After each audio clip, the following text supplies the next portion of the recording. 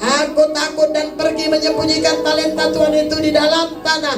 Ini terimalah kepunyaan Tuhan. Saya mau tanya, orang yang suka menghakimi, suka mengkritik, suka melihat kesalahan orang lain, biasanya orang bagaimana?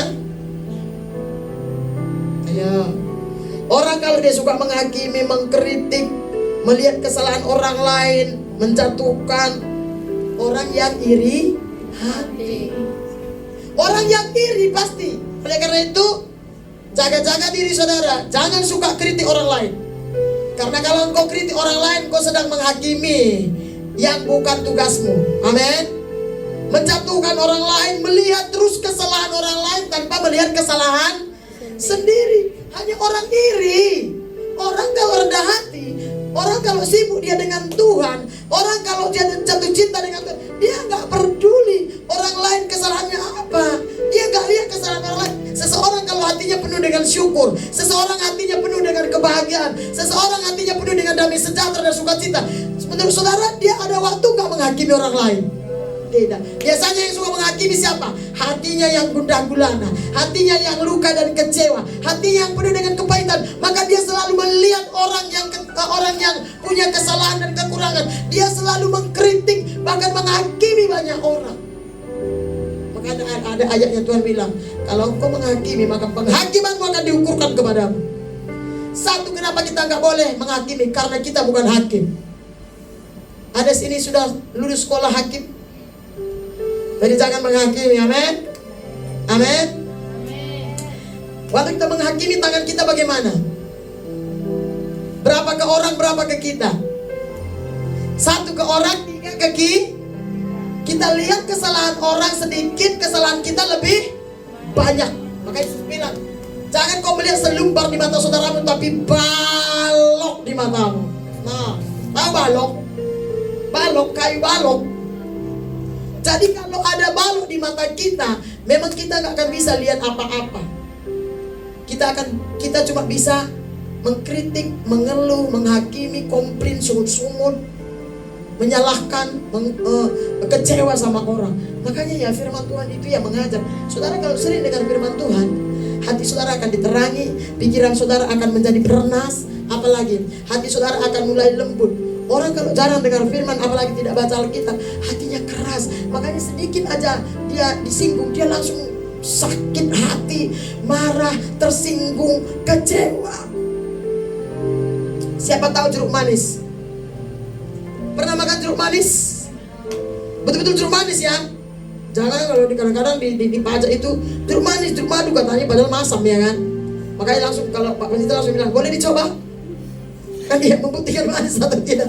Dan kita sering sekali nggak jadi beli. Sorry ya, saya bilang langsung sorry ya gitu. Saya buat tangan saya dan kaki saya sorry. Karena kalau dibilang manis, saya kan paling gak suka kalau buah. Ya lain kalau jeruk nipis, itu kan memang masam ya. Tahu jeruk manis ya? Jeruk manis itu kenapa dibilang jeruk manis? Karena memang manis. Perhatikan nih, jeruk kalau manis, betul-betul jeruk manis, mau diperas tetes terakhir manis enggak? Manis enggak? Manis. Semakin kau peras jeruknya, semakin keluar enggak airnya? Manis enggak? Manis. Tapi coba kalau jeruk nipis, diperas asam atau manis? Asam. Tahu empedu ikan? Saya kan sering masak arsik, jadi saya tahu. Empedu ikan tahu ya? Mau dikasih gula tetap pahit enggak? Perhatikan nih. Seseorang kalau hatinya manis, gak usah wajahnya, karena wajah menipu. Boleh aja wajahnya kelihatan cantik, tapi hatinya pahit. Tergantung hatinya terluka atau tidak. Perhatikan baik. Wajah kita kadang-kadang menjadi cerminan hati. Nah, kalau hati kita baik, kalau hati kita manis, hati kita lembut, satu, tidak gampang sakit hati, tidak gampang tersinggung, tidak gampang terluka, tidak gampang marah, apalagi marah, tidak gampang menghakimi. Tapi kalau hatimu baik, manis, ngomongnya manis enggak?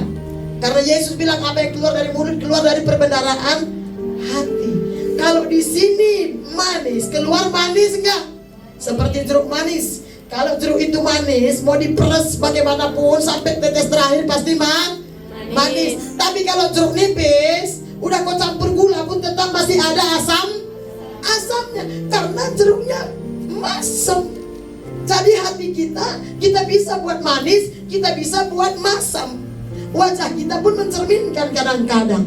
Alkitab berkata ada orang tertawa tapi hatinya menangis. Ada enggak orang tertawa buat-buat? Ada. Apalagi orang yang patah hati di depan orang dia, nggak apa-apa, nggak apa-apa, aku aman aja. Balik dia, kayak dipilih-pilih begitu ya kan. Coba lihat dulu wajah kanan kirinya manis kah? Bibir boleh manis, tapi perkataan yang keluar dari bibir belum tentu manis. Amin. Makanya pengajaran firman Tuhan itu menghidupkan, bukan saja buat saudara pandai. Firman Tuhan itu memberi kehidupan, melepaskan, memerdekakan, menyembuhkan, apalagi memulihkan saudara, menguatkan, menghibur. Makanya iblis yang nomor satu dia halangi orang Kristen itu jangan dengar firman. Nomor satu yang setan buat dalam kehidupan orang Kristen bukan sakit, bukan miskin, bukan. Cukup dia berhasil membuat saudara nggak dengar firman, nggak suka firman, sudah menang dia. Karena kapan saudara cinta firman, setan gigit jari mau setan apapun. Kapan saudara percaya firman, semua tipu muslihat iblis rontok. Tahu rontok? Kapan saudara dengar firman dan percaya firman, semua cara kerja setan, roh nenek moyang, kutuk-kutuk nenek moyang dalam hidupmu rontok. Seperti rambut yang sedang gugur. Tanpa saudara sadari sekali keramas. Pernah melihat dedaunan rontok daunnya? Makanya iman itu bukan yang kelihatan. Coba buka Ibrani 11 ayat 1. Betul kan? Coba baca Ibrani 11 ayat 1. Apa dia berkata? Iman adalah dasar dari segala sesuatu. Satu orang aja yang baca. Siapa yang suara yang kuat nih? Ayo dia sering baca. 1, 2, 3. Iman adalah dasar dari segala sesuatu. Iman adalah dasar dari segala sesuatu yang kita harapkan. Dan bukti dari segala sesuatu yang tidak kita Bukti dari segala sesuatu yang tidak lihat. kita lihat. Enggak kelihatan tapi terbukti. 2 minggu yang lalu kita bicara banyak tentang iman. Iman tanpa perbuatan nol. Iman palsu. Makanya Yakobus berkata, tunjukkan imanmu tanpa perbuatanmu. Maka aku, kata Yakobus, akan menunjukkan imanku disertai perbuatan. Dari orang yang beriman itu ada tindakannya. Apakah kita orang beriman? Amin. Bilang sama kanan, tunjukkan kepada Tuhan dan kepada dunia. Masih semangat saudaraku?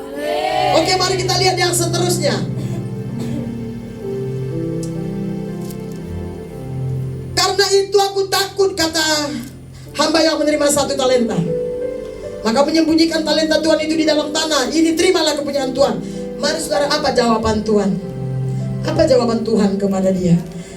Maka jawab Tuhannya itu, hai kamu hamba yang jahat dan malas. Jadi kamu sudah tahu bahwa aku menuai di tempat di mana aku tidak menabur, dan memungut dari tempat di mana aku tidak menanam. Perhatikan, malas. Buat kita selama ini mungkin malas itu biasa. Sebenarnya malas itu di mata Tuhan jahat loh saudara. Kenapa? Orang cukup malas, maka dia bisa nggak selamat. Malas ngapain? Malas beribadah, malas berdoa, malas baca Alkitab, apalagi pelayan. Malas. Ada orang begini, malas bangun, malas mandi, malas makan. Makanya firman Tuhan berkata, kau seperti engsel di pintu. Tahu engsel itu engsel? Di situ nge, kita buka nge, situ aja dia nge, golek kanan, golek kiri.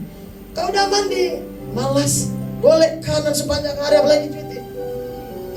Aku udah pergi keluar seharian, kau masih tempat tidur, malas. Sudah makan, malas. Semua dia malas. Kalau lagi cuti sesekali nggak apa-apa, tapi tetap harus ada bersekutu dengan Tuhan. Amin. Amin. Jangan sempat Tuhan panggil kita lagi bermalas, habislah kita. Orang paling malas obatnya cuma satu. Sudah tahu apa? Apa obat orang kalau malas nggak bangkit, duduk aja di situ atau boleh aja di situ. Apa? Dikasih api, pasti lompat. Betul? Betul? Oh, lompat. Kalau ular saudara kasih bisa dia tangkap. Kalau api pasti lompat. Kecuali dia api. Kasih api dia pasti lompat. Tapi jangan saudara kasih ya. Nanti saudara tangkap polisi. Jadi malas itu jahat. Bilang sama kanan kiri, jangan malas. Sobat, jangan malas. Saya mau